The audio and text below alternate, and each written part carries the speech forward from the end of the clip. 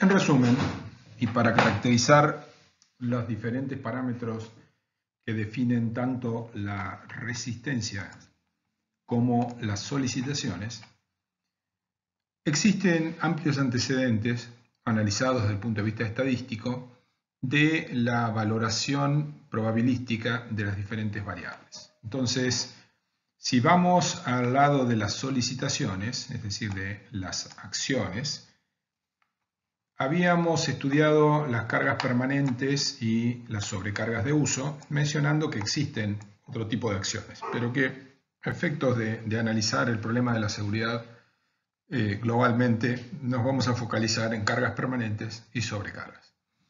Normalmente las cargas permanentes se describen a partir de una función de distribución de probabilidades normal, es decir, gaussiana, donde el valor medio o valor esperado de esa función de distribución de probabilidades es aproximadamente 1,05 veces el valor nominal. Es decir que si, por ejemplo, para un hormigón armado se utiliza un peso unitario de 24 kN por metro cúbico, el valor medio normalmente es un poco superior a eso. Y el coeficiente de variación depende bastante del tipo de acción, del tipo de material que genera la carga permanente, y puede ir desde un 8% hasta un 16-17%. Un 8% puede ser el coeficiente de variación de la parte de estructura de hormigón armado en sí misma, que tiene una geometría y un peso unitario bastante más controlado, mientras que si la carga permanente se obtiene a partir, o la fracción de la carga permanente que se obtiene a partir de, por ejemplo, los contrapisos y los solados, que suelen tener mucha más irregularidad en sus espesores y en su composición, puede llegar a coeficientes de variación de hasta 15 a 17%. Desde el punto de vista de la sobrecarga de uso, si bien se puede utilizar una función de distribución de probabilidades normal, se suele utilizar una función gamma con un valor esperado que es exactamente igual al valor nominal y con un coeficiente de variación del orden de 30%, debido principalmente a la incertidumbre que ya se había mencionado en términos de una acción que todavía está por suceder, es decir, valores que pueden ocurrir en el futuro.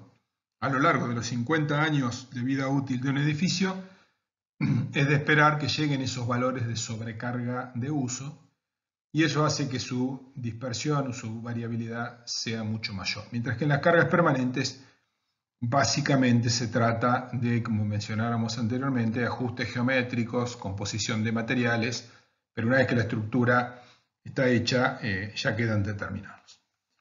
En el lado de las resistencias, básicamente todo se reduce a analizar como variables aleatorias la resistencia del hormigón, la resistencia a compresión del hormigón en la estructura, la resistencia o la tensión de fluencia del acero, la geometría, las dimensiones, tanto alturas, anchos, separaciones como recubrimientos, y eventualmente en algunos mecanismos resistentes que ya se van a estudiar a lo largo de los cursos de hormigón 1 y hormigón 2, la resistencia a tracción.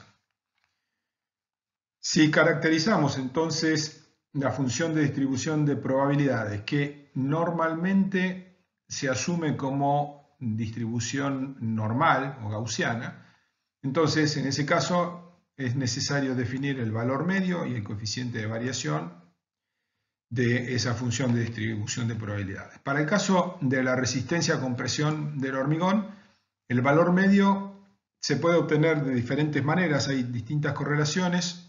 Algunas de las más populares o las más ajustadas son el valor de resistencia especificado más 8 megapascales o alternativamente 1,33 veces F'C, y en ese entorno funcionan las cosas. El coeficiente de variación es generalmente de 15-17,5%, dependiendo de la calidad y del control que se ha seguido durante la elaboración del hormigón. En el caso de la tensión de fluencia del acero, el valor medio para un acero de 420 MPa de resistencia especificada, Fi igual a 420 MPa, el valor medio es considerablemente superior, de 465 MPa, y un coeficiente de variación de 8,5%, una diferencia sustancial respecto al coeficiente de variación de la resistencia del hormigón. Esa diferencia se encuentra fundamentalmente en el hecho de que el proceso de fabricación del acero está totalmente industrializado, mucho más controlado que el proceso de fabricación del hormigón, aun cuando el hormigón se produzca en una planta. Mucho menos o mucha mayor diferencia habrá en caso de que el hormigón se produzca directamente en la obra. Desde el punto de vista de las dimensiones, es decir, alturas, anchos, separaciones y recubrimientos, lo que se evalúa es el error que se produce al ejecutar esas dimensiones. Es decir, no se habla de un valor medio del valor nominal, sino del error. En realidad, eso se puede convertir con relativa facilidad diciendo que el valor medio es igual al valor nominal, porque el error normalmente tiene un valor promedio de 0. ¿Por qué? Porque normalmente los errores que se cometen en la ejecución de encofrados y diferentes elementos que definen la geometría son siempre errores accidentales. Los errores accidentales tienden a sumarse y a cancelarse entre sí. Pero claro, lo que siempre tienen es una cierta desviación estándar. En este caso, como el valor medio del error vale 0, no se puede definir un coeficiente de variación porque tendería a infinito, y entonces se define directamente la desviación estándar, que en centímetros es de aproximadamente 1 centímetro. Eso vale tanto para las dimensiones como para los recubrimientos. Por supuesto, obsérvese que al ser la desviación estándar un valor absoluto, 1 centímetro, va a tener mucho más impacto en dimensiones pequeñas, como por ejemplo los recubrimientos, que en dimensiones mayores como la altura de una sección, el ancho o la altura de una columna o la dimensión general de una estructura. En general, y pasando a la resistencia a tracción, el valor medio de su distribución, que se asume normal también, se obtiene a partir del valor F'C estimado para compresión como un medio de la raíz cuadrada de ese valor a compresión, tomando la precaución de que F'C de la estructura tiene que estar en megapascales, medido en megapascales, con un coeficiente de variación que también es similar al de la resistencia a compresión, de un 17,5%. Respecto a las funciones de distribución que se utilizan, hemos mencionado aquí que la distribución normal es profusamente utilizada, pero eso es así por la facilidad matemática de tratamiento de la distribución normal, pero en general tiene un problema básico la distribución normal, y es que los valores de la variable aleatoria pueden ir desde menos infinito hasta más infinito, lo cual viola principios básicos desde el punto de vista físico. Por ejemplo, la resistencia a compresión del hormigón no puede valer 0 megapascal porque es menos que si fuesen los materiales sueltos sin nada de cementación, y si un H25 no puede tener una resistencia de 1000 megapascal, y la distribución normal atribuye posibilidad a esos valores. Por supuesto, con unas probabilidades infinitesimales. Pero desde el punto de vista conceptual hay una contradicción en utilizar lo que se denomina una función de distribución de probabilidades abierta, es decir, que va desde menos infinito hasta más infinito, para describir parámetros físicos que en realidad tienen límites superiores e inferiores bastante razonables. Para acotar ese problema, para evitar ese problema, existen otras distribuciones, como la distribución beta, que es muy parecida a la normal, pero tiene un límite inferior y superior absolutos. Por debajo del inferior y por encima del superior, la probabilidad de ocurrencia vale directamente 0. Lo que sucede es que la distribución normal, si bien asigna probabilidades a valores muy chicos o muy grandes, se trata de valores realmente de muchos órdenes de magnitud por debajo de los valores de probabilidad de falla que se manejan para una sección o para una estructura. Entonces, a efectos prácticos y para dispersiones del orden de lo que estamos viendo, de 17, 20 o hasta 30%, los resultados finales que se obtienen con una distribución normal o con otra más refinada, entre comillas, no siempre cambian tanto y muchas veces en los cálculos se prefiere la facilidad de trabajar con la distribución normal, que tiene una serie de ventajas desde el punto de vista matemático. Pero es importante saber que no necesariamente hay que utilizar siempre la distribución normal, que hay otras un poco más sofisticadas, con más parámetros para definir, que pueden describir mejor la realidad. Pero claro, como siempre, cada vez que uno tiene una mejor descripción de la realidad, pero que requiere de más parámetros, empiezan a aparecer incertidumbres sobre esos parámetros adicionales. Entonces, esa incertidumbre sobre, por ejemplo, los límites inferior y superior de una distribución beta, pueden hacer que al final termine siendo igual de precisa o a lo mejor peor que una distribución normal que solamente requiere un valor medio y un coeficiente de variación para definirla desde el punto de vista matemático. En resumen, en lo precedente hemos puesto en evidencia o hemos determinado el hecho de que todas las variables que intervienen en los modelos de cálculo son variables aleatorias y por lo tanto la resistencia de una estructura, mejor dicho de una sección de una estructura, que es al nivel que lo analizamos, y las solicitaciones que tienen esa estructura son variables aleatorias, por ser cada una de ellas función de variable aleatoria. Y estamos llegando al nudo de la cuestión de la seguridad, porque ya hemos logrado pasar, al menos conceptualmente, de la descripción probabilística de variables simples como resistencia de los materiales, como geometría, como peso propio, como sobrecarga, a valores que tienen mayor valor conceptual como son una resistencia en una sección y una solicitación. ¿Por qué razón? Porque el sentido común nos dice que si estamos en una misma sección, la resistencia interna de esa sección debe ser superior a la solicitación externa, porque si no se cumple esa inequidad, la sección va a romperse, lo cual es justamente el cumplimiento del estado límite último que nosotros no queremos que sea superado. Entonces, sobre la base del tipo de análisis que habíamos hecho anteriormente, en el cual suponíamos que generábamos una cantidad 1500 casos aleatorios, y ya vimos cómo lo hacíamos, primero para las resistencias de los materiales, si luego integramos esa resistencia en el equilibrio interno de una sección, por ejemplo, flexionada, y determinamos la resistencia de la sección, vamos a obtener esta distribución o esta nube de puntos que tenemos aquí en azul. Esto que está aquí. Y si hacemos lo mismo con las solicitaciones, vamos a encontrar esta otra nube de puntos que tenemos aquí, que es la roja.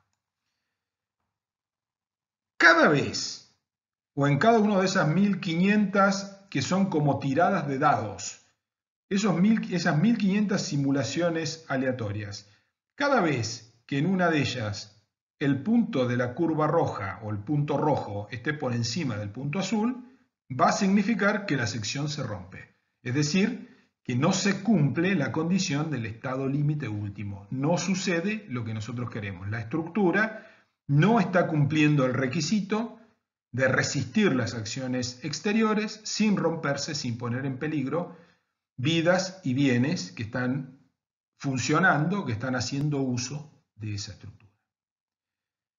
Para poner en evidencia si los puntos rojos están por encima o por debajo de los puntos azules, como es un poco difícil evaluarlo a simple vista, construimos esta otra curva en la cual hacemos un cociente entre resistencia y solicitación. con la siguiente salvedad. El valor medio de ese cociente, que también es una variable aleatoria, porque si nosotros tenemos resistencia como variable aleatoria, solicitación como variable aleatoria, el cociente de ellas, que es una función, en definitiva, de las dos variables, también va a ser una variable aleatoria. ¿Qué valor medio tiene ese cociente resistencia sobre solicitación? 1,86. Eso sería una especie de factor de seguridad promedio. La pregunta antes de mirar la curva, la pregunta que nos tenemos que hacer antes de mirar la curva es, un valor de 1,86 en términos de factor de seguridad, ¿parece poco o parece mucho? Vamos a volver a esa figura ideal que mencionábamos anteriormente, de alguien que tiene una postura de decir que los reglamentos son excesivamente seguros, que hacen gastar dinero de más, que quienes nos dedicamos a calcular estructuras tenemos miedo y por eso tomamos excesiva seguridad. Esas personas que hipotéticamente no toman esa responsabilidad, sino que nos dicen a quienes debemos tomarlas que tenemos que poner menor resistencia en nuestra estructura porque el reglamento es demasiado seguro, toma demasiadas precauciones. Entonces, seguramente ese personaje imaginario, cuando vea este factor de 1,86, va a decir, no, casi el doble de resistencia respecto a solicitación como valor medio, es un disparate, estamos tirando el dinero, etcétera, etcétera. Vale mencionar que este valor, estas curvas, surgen de dimensionar la sección exactamente como lo requiere el reglamento en su punto mínimo. Es decir, estamos cumpliendo el reglamento estrictamente. Si bajamos un poco la resistencia ya no cumplimos el reglamento. Es decir, estamos justo en el punto inferior que el reglamento nos exige. Y eso da que la variable aleatoria resistencia sobre solicitación tiene un valor promedio de 1,86 y eso parece un valor exagerado. Pero ahora vamos a ver el hecho de que la variable aleatoria no se describe solamente por su valor medio, sino que también tiene dispersión.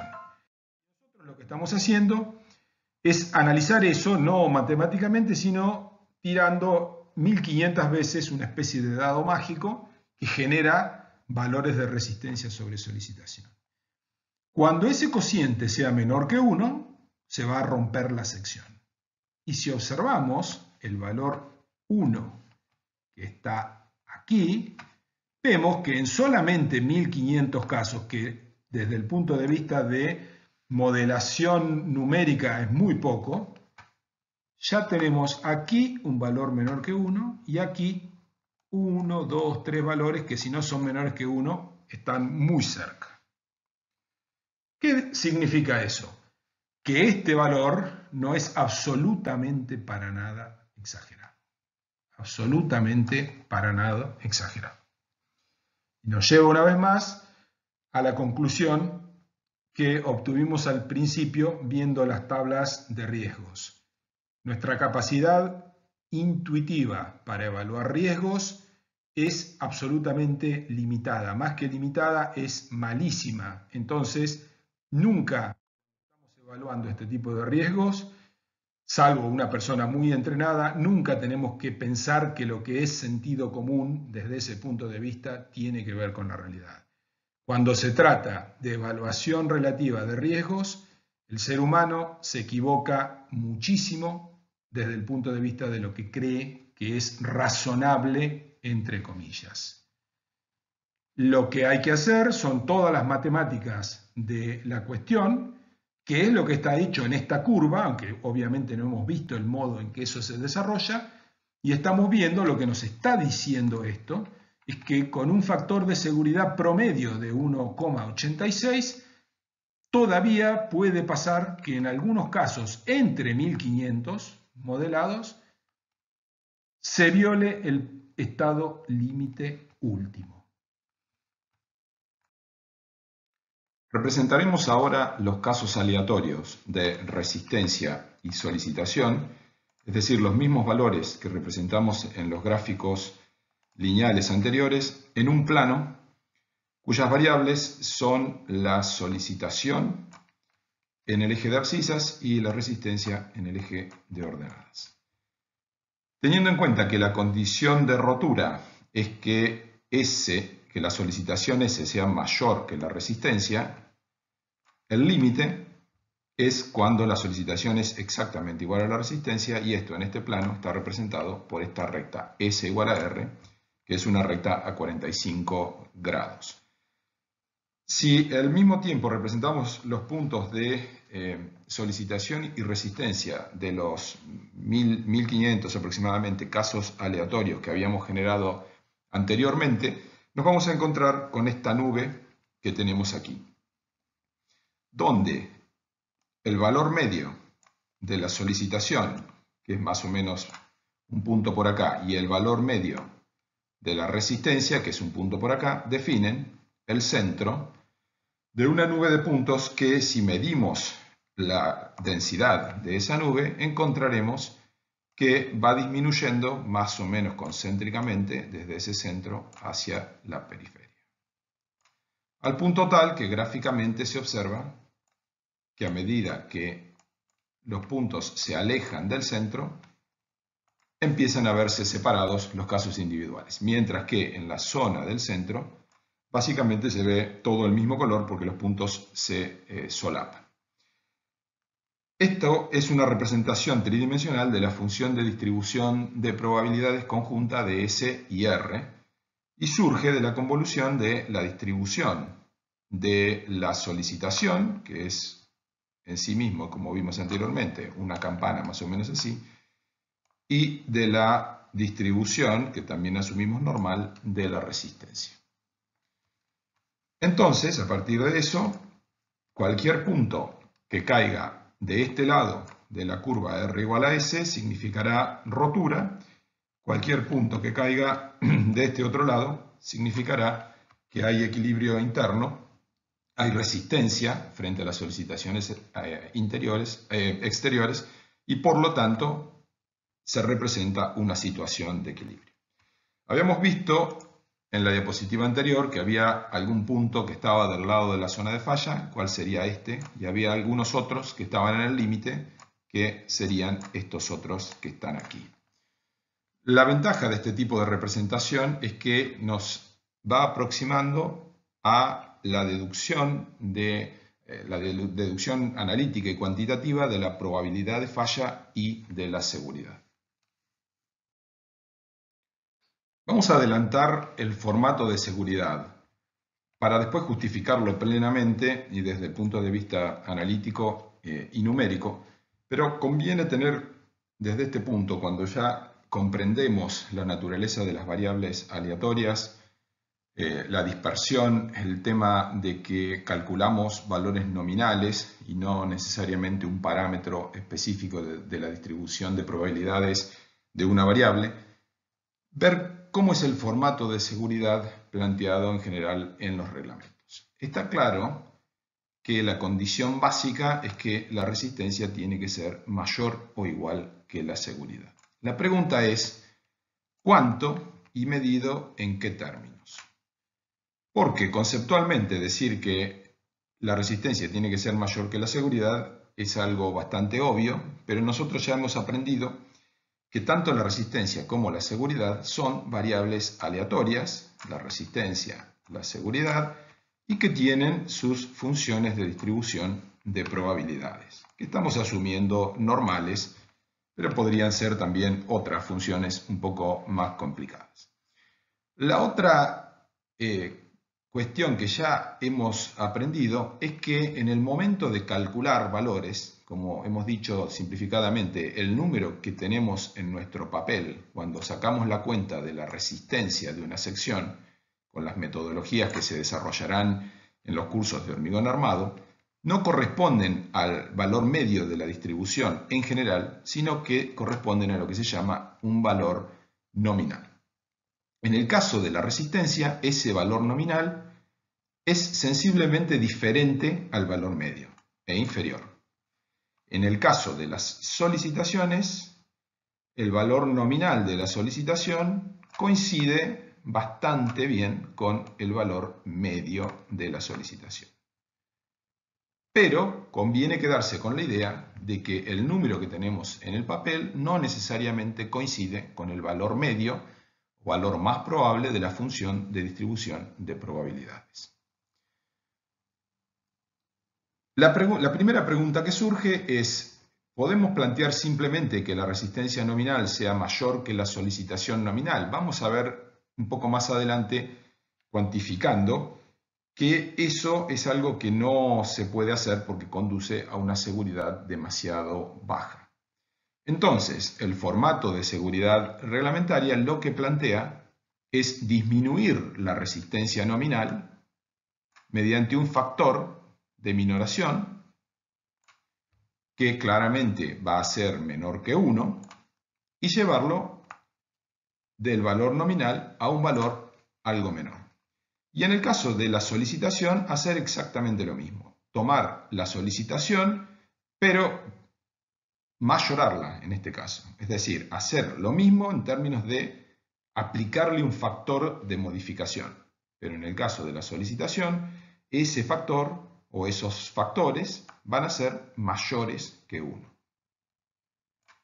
Y van a generar un punto que tenemos aquí. La condición de seguridad se va a plantear en términos de que el valor de resistencia nominal factorizada aminorada phi por Rn deba ser mayor o igual que esa solicitación mayorada que representa este punto. Es decir, gráficamente hablando, que esta línea que tenemos aquí nunca puede estar más a la derecha que esta otra línea que tenemos aquí arriba. Y esto representa un hecho que se mostraba en el gráfico anterior, donde el punto de resistencia media y solicitación media, en la nube de puntos que vimos en la figura de la diapositiva anterior, estaba bien dentro de la zona de seguridad, es decir, bien arriba de la recta R igual a S. Y eso está marcando justamente esta diferencia entre valor medio de solicitación y valor medio de resistencia. Pero esta condición que acabamos de explicar ya nos dice que tenemos que tomar algunos otros recaudos y en lo sucesivo, en lo que resta de la clase, vamos a entender y cuantificar las razones por las que se tienen que aplicar estos coeficientes. Avanzaremos ahora en la cuantificación de la seguridad, en la cuantificación de la probabilidad de falla, lo cual permitirá establecer cuál es el margen de seguridad, el nivel de seguridad que posee la estructura, y podremos establecer a partir de eso valores mínimos aceptados desde el punto de vista social y en términos de aceptación de riesgo. Habíamos establecido previamente el hecho de que la resistencia y la solicitación son variables aleatorias y por facilidad estábamos tipificándolas como normalmente distribuidas. Si hacemos la diferencia entre resistencia y solicitación, R menos S, naturalmente el resultado de esa función tan simple, que es una resta, tendrá que ser necesariamente una variable aleatoria, que es lo que tenemos dibujado en esta figura de aquí. Hemos dibujado entonces a R menos S con una función de distribución de probabilidades que asumimos normal o gaussiana. Dado que la condición de rotura se establece sencillamente a partir de que la solicitación es mayor que la resistencia, R menos S toma valor 0 cuando son iguales y negativo en el dominio en la porción del dominio en que se produce la rotura. Eso nos permite establecer en esta figura, en esta distribución de probabilidades, que la probabilidad de falla es el área bajo la curva de distribución que se encuentra desde el origen hacia la izquierda. Tipificando la distribución tendremos también el valor medio de R menos S que es, por supuesto, mayor que 0. Y esta distribución de probabilidades tendrá una desviación estándar, que es sigma de R menos S, que puede obtenerse, como veremos un poco más adelante, en función de las desviaciones estándar de la resistencia y de la solicitación. Vamos a introducir un nuevo concepto, que es el concepto de índice de fiabilidad, al cual se denomina beta. Y vamos a establecer en principio que beta es igual al cociente entre el valor medio de R menos S dividido la desviación estándar de R menos S. A partir de esa definición se deduce que beta multiplicado por la desviación estándar da la distancia entre el origen y R menos S medio, es decir, el valor medio de R menos S.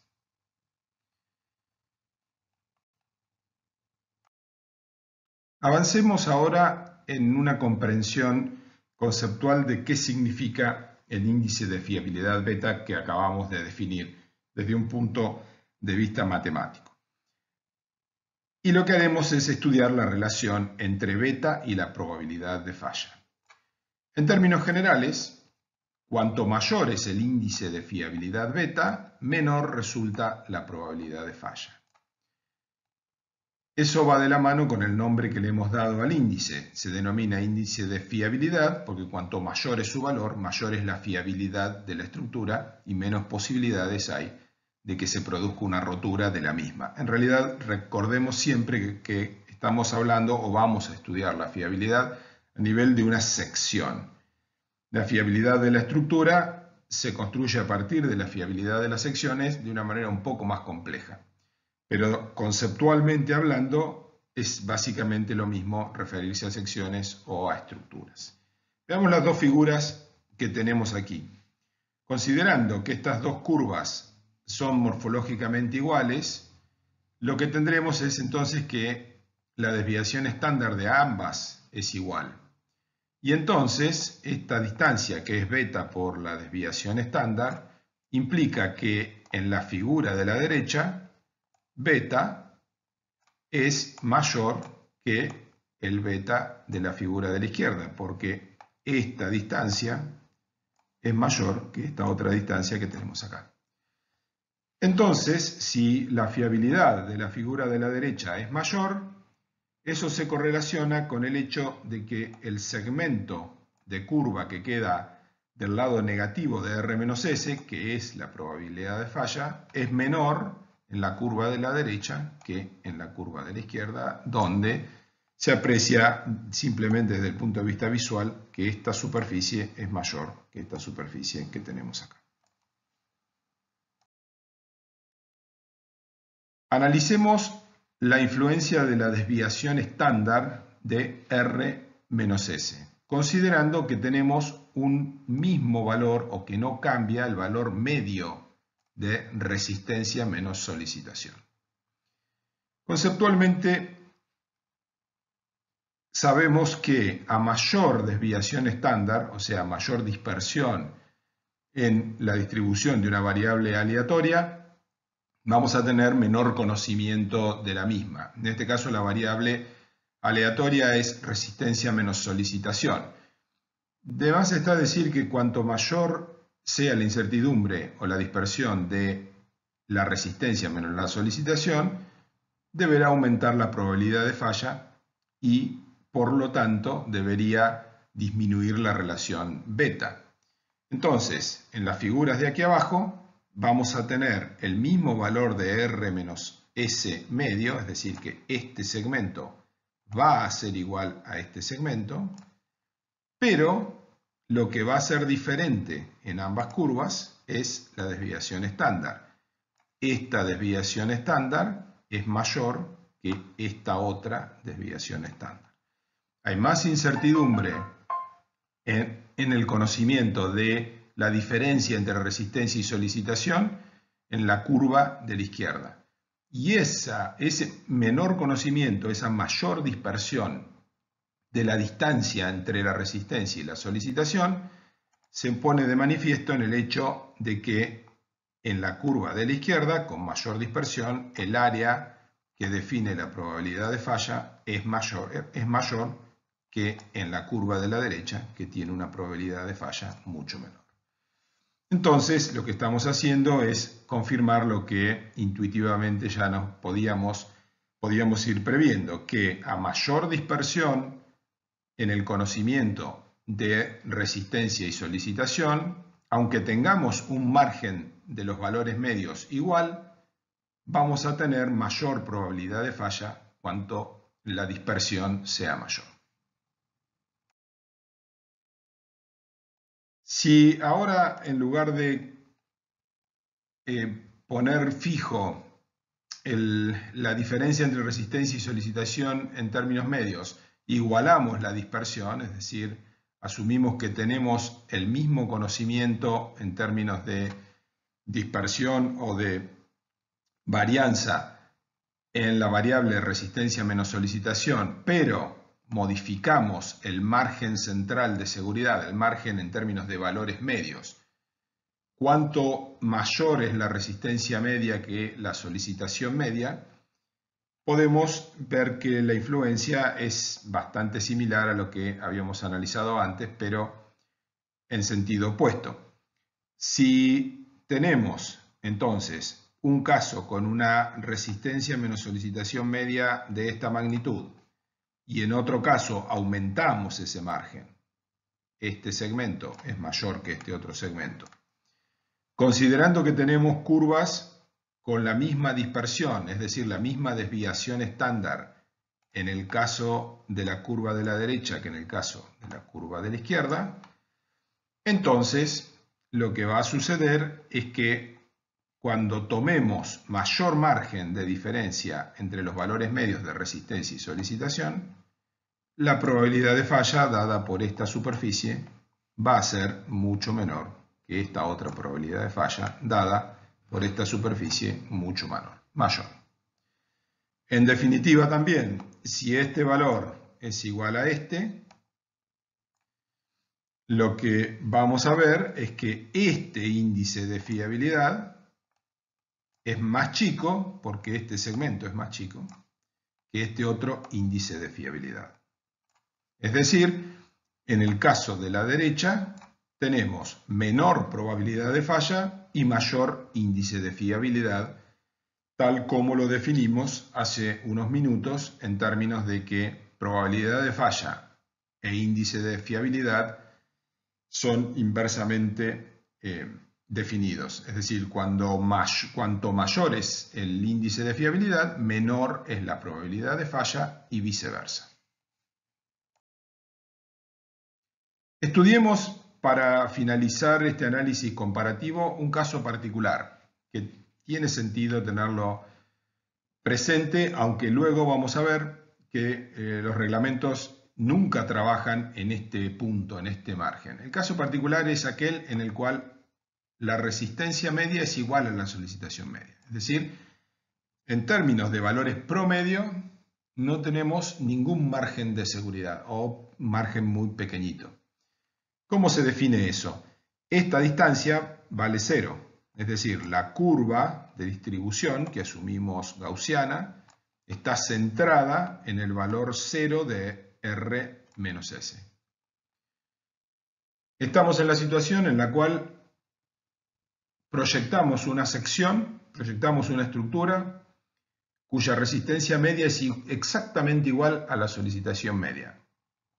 Si no se tiene presente el carácter aleatorio de las variables, se podría pensar que eso está bien, es suficiente.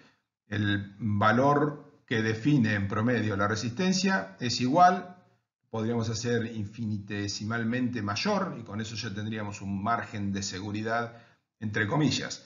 Pero no tenemos que olvidarnos de que esto es una variable aleatoria. La variable aleatoria tiene una dispersión, que en este caso es sigma rs, y cuando r menos s medio es igual a 0, la probabilidad de falla, que es el área bajo la curva desde el 0 hacia la izquierda, vale 0,5, 50%.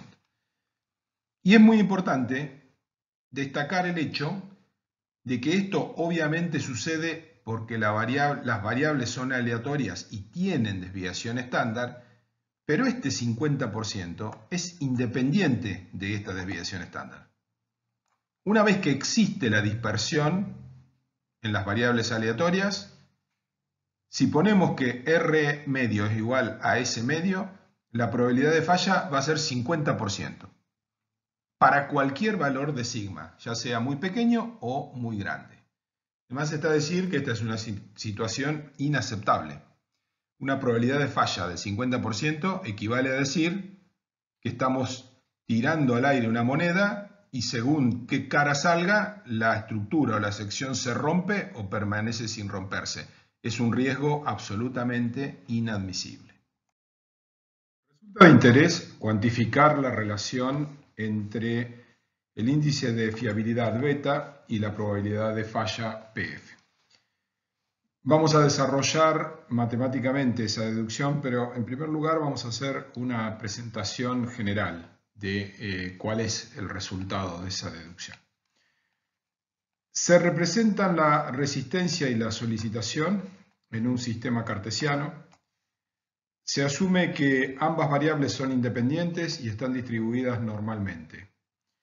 Por lo tanto, la condición de falla o de rotura está dada por la recta R igual a S, que en este sistema cartesiano es una recta a 45 grados en el primer cuadrante. Consideramos que la resistencia distribuida normalmente tiene un valor de resistencia media Rm y la solicitación un valor medio Sm. En primer lugar, se hace una estandarización de las variables aleatorias R, resistencia, y S, solicitación. La estandarización, para obtener una variable normal estandarizada, se realizaba creando una nueva variable aleatoria a la cual se le restaba el valor medio y se la dividía por la desviación estándar, como se recordará de los cursos de probabilidades y estadísticas. Eso se hace tanto con la resistencia como con la solicitación, generando un nuevo sistema de referencia, X minúscula e Y minúscula, siendo X e Y estas variables,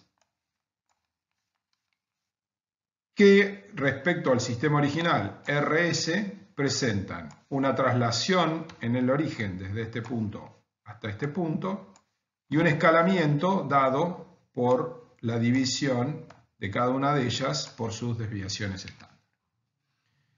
A partir de estas dos ecuaciones que estamos viendo aquí, se pueden despejar R y S,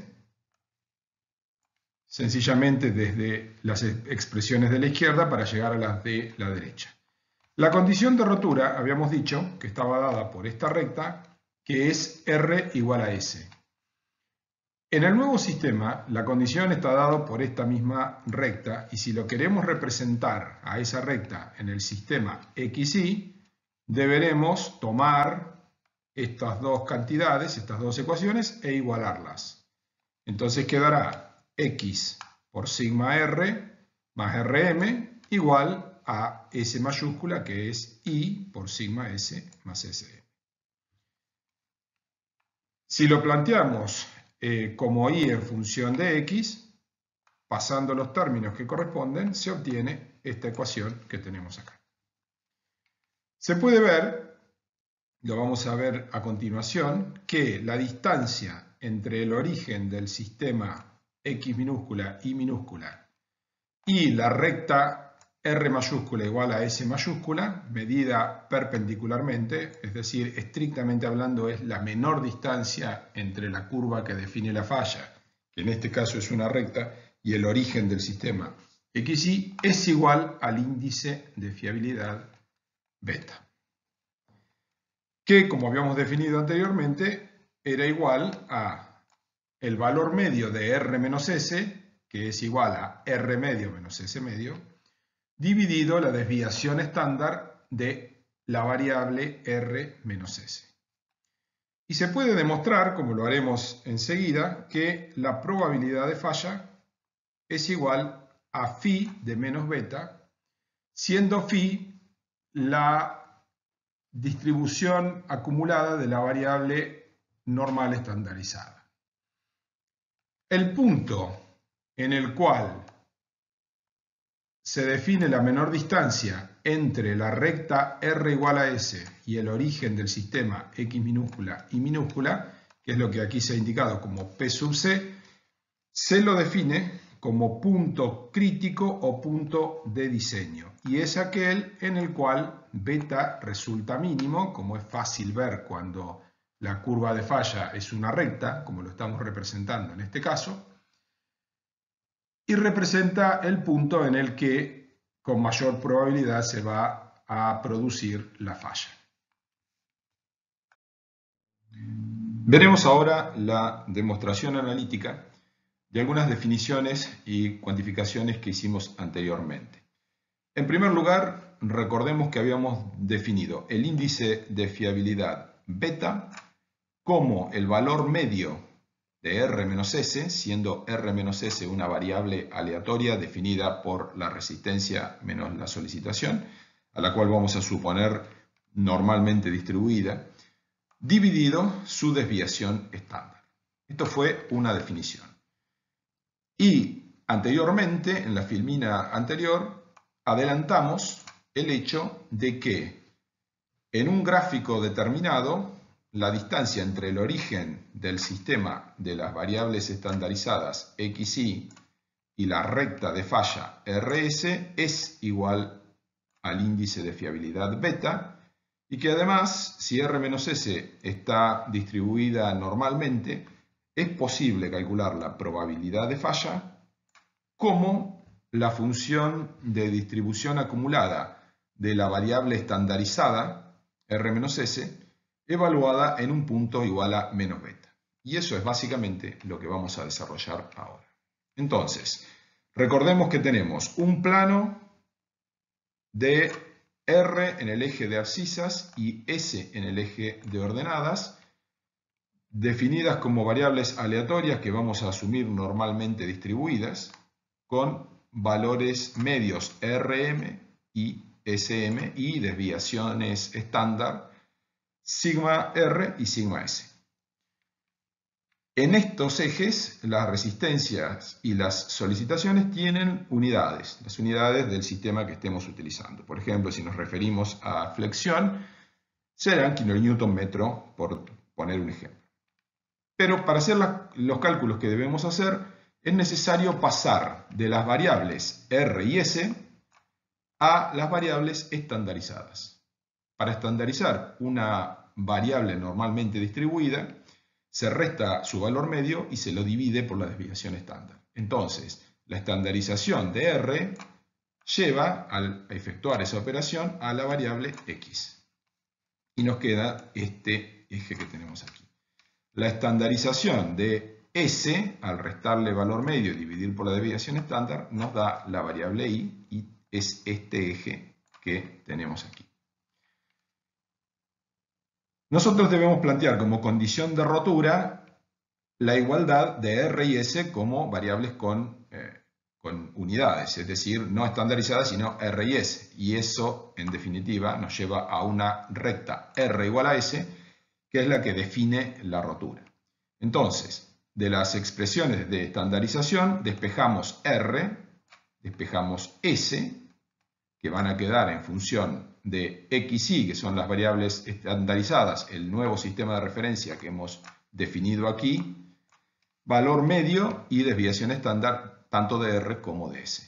Luego igualamos estas dos para encontrar la condición de rotura y despejamos Y.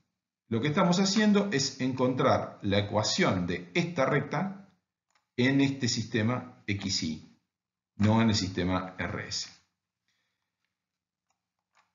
Vemos claramente que tenemos una parte de la ecuación de la recta, que es la ordenada al origen, que es R medio menos S medio dividido sigma S, y la pendiente es lo que multiplica a X y es igual a sigma R dividido sigma S. Si definimos este ángulo que tenemos aquí entre el eje X o el eje R, que son paralelos, y esta recta de longitud D, que va desde el origen de XY hasta la recta de rotura perpendicular, para encontrar lo que definimos ya anteriormente como el punto de diseño, podemos encontrar que en este otro triángulo que tenemos aquí arriba, el ángulo alfa es este. Y en este triángulo que tenemos aquí, el ángulo alfa también es este. Se puede demostrar a partir de la teoría de probabilidades que el triángulo que tenemos aquí superiormente, o sea, la pendiente de esta recta, está dada por sigma R y sigma S, porque es además lo que definimos acá. La pendiente de la recta en XY es sigma R dividido sigma S. Y vamos a plantear entonces la semejanza de los dos triángulos. De manera tal que lo que vamos a plantear en el triángulo de más abajo es que el cateto opuesto al ángulo alfa, que es D, dividido la hipotenusa de ese triángulo, que es esta medida, que es la ordenada al origen de la recta de rotura, y la ordenada al origen era este valor, y por lo tanto es este valor. Entonces, cateto opuesto sobre hipotenusa en el triángulo de abajo tiene que ser igual, semejante a cateto opuesto sobre hipotenusa en el triángulo más pequeño de arriba. El ángulo alfa es este que tenemos aquí y por lo tanto el cateto opuesto es sigma S y la hipotenusa se obtiene por Pitágoras. Esta es la hipotenusa y vale raíz cuadrada de sigma S cuadrado más sigma R cuadrado. En definitiva, operando, vamos a despejar D y nos va a quedar igual a R medio menos S medio dividido sigma S cuadrado más sigma R cuadrado raíz cuadrada de esa suma. Pero, siendo o estando normalmente distribuidas R y S, Rm menos Sm es el valor medio de la variable aleatoria R menos S, la cual vamos a asumir, como dijimos, que también está distribuida normalmente. Y de la teoría de probabilidades sabemos que si asumimos que son independientes R y S, la raíz cuadrada de sigma S cuadrado más sigma R cuadrado, es decir, la raíz cuadrada de los cuadrados de las desviaciones estándar, es la desviación estándar de la función de variables aleatorias R menos S. Y como por definición, en definitiva, R menos S medio, como vimos aquí, dividido sigma de R menos S es beta, demostramos que esa distancia es igual a beta. Y esa distancia, por supuesto, medida en el sistema XY. Ahora vamos a ver cómo demostrar que se puede calcular la probabilidad de falla a partir de beta. Pero en ese caso sí tenemos que asumir, como lo hemos venido haciendo, pero ya a partir de acá es mandatorio, que R menos S está normalmente distribuida. Vamos a estandarizar la variable R menos S y la variable aleatoria estandarizada va a ser Z. Para estandarizar tenemos que restar el valor medio y dividir por la desviación estándar. Y entonces, esta variable Z va a estar distribuida normalmente con valor medio 0 y desviación estándar igual a 1. ¿Cuál es la condición de rotura? La condición de rotura se plantea en términos de R igual a S, lo cual sería el límite, o R menos S menor o igual que 0. Eso significa que en esta distribución estandarizada debemos integrar desde menos infinito hasta 0 para obtener la probabilidad de falla. ¿Cuánto vale Z en ese caso? Z se obtiene de la expresión de aquí arriba haciendo que R menos S valga 0 y entonces nos queda Z igual a menos R menos S medio dividido sigma de R menos S. Ese es el valor hasta el cual hay que integrar dz para obtener la probabilidad de falla. Pero una vez más, R menos S medio dividido sigma de R menos S es el índice de fiabilidad.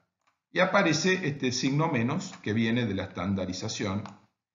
Y entonces, lo que nos dice esta ecuación es que debemos evaluar en menos beta la función estandarizada de distribución acumulada de probabilidades. En definitiva, la probabilidad de falla es igual a la probabilidad de que z sea menor o igual que menos beta, y por ser z una variable normal estandarizada, podemos usar las tablas de la función de distribución acumulada, que se denomina normalmente phi, evaluarla en menos beta y obtener la probabilidad de falla, quedando la conocida expresión probabilidad de falla igual a phi de menos beta. En los cursos de probabilidades y de estadística nos hemos familiarizado con el uso de estas tablas que dan los valores de la función phi de distribución acumulada para la variable normal estandarizada de valor medio 0 y 1. Y demostramos anteriormente que si evaluamos esta función en menos beta, siendo beta el índice de fiabilidad, vamos a encontrar la probabilidad de falla. Este gráfico nos dice lo que ya definimos o que ya explicamos anteriormente, que la función phi da el área bajo la curva de la distribución normal estandarizada 0,1 desde menos infinito hasta el valor en que se evalúa phi, es decir, todo este área viniendo desde menos infinito a la izquierda. Lo que demostramos es que poniendo en z menos beta encontramos la probabilidad de falla. Por lo tanto, si queremos poner un ejemplo, evaluemos un valor de beta relativamente usual, que es 2.5. Tenemos que ir a z menos 2.5 por la expresión. Y entonces aquí tenemos menos 2.5 y 0 acá, porque es 2.50. Y obtenemos la probabilidad, que es phi evaluado en menos beta, de 6,2 por 1000. La probabilidad de falla asociada matemáticamente con el índice de fiabilidad 2,50.